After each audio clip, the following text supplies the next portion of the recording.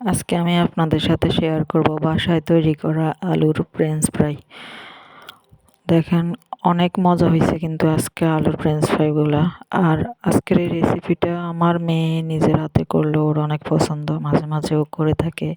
ভিডিওটাও ও নিজেই মেক করলো, আমি শুধু ভয়েসটা দিয়ে দিতেছি। এখন দেখেন, ও নিজে অনেক সুন্দর করে আলুগুলাকে আগে একবার ধুয়ে নিছে, তারপর আবার সিলার পরে আরও একবারও ধুয়ে নিল। এখন নিজে ছুরি দিয়ে কাটিং বোর্ডের উপরে রেখেও চিকন চিকন লম্বা লম্বা আকারে শেপ করে কেটে নিতেছে।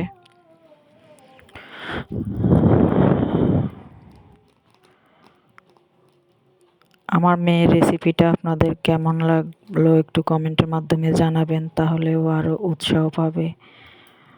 এখন ও আবার আলুগুলাকে ধুয়ে নিতেছে।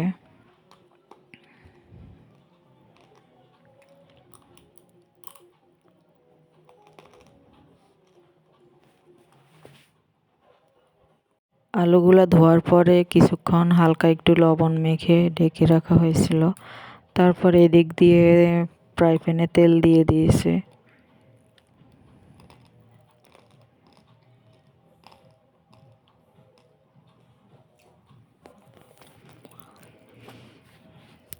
তেলটা গরম হওয়ার অপেক্ষা। অলরেডি তেলটা গরম হয়ে গেছে, এবার সবগুলো আলু দিয়ে দেওয়া হলো। আর এটা খুব মাঝারি আঁচে ভাজতে হবে, বেশি হাই হিটে ভাজলে পুড়ে যাবে, ভিতরে হবে না। তো মাঝারি আঁচে ভাজতে হবে, আবার লাস্ট পর্যায়ে আগুনটা আর একটু কমিয়ে দিতে হবে, তাহলে ক্রিস্পি হবে।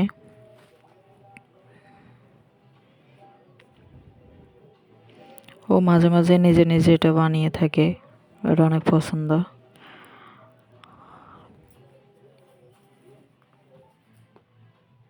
বাজার পরে আমাকে নিজেও খেতে দিল, আমার এত মজা লাগছে।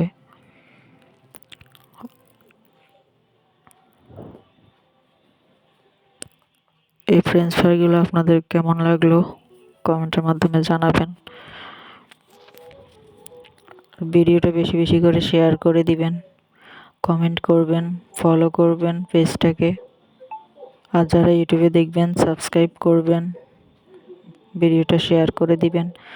সবসময় আপনারা পাশে থাকবেন, তাহলে এগিয়ে যাওয়া সহজ হবে।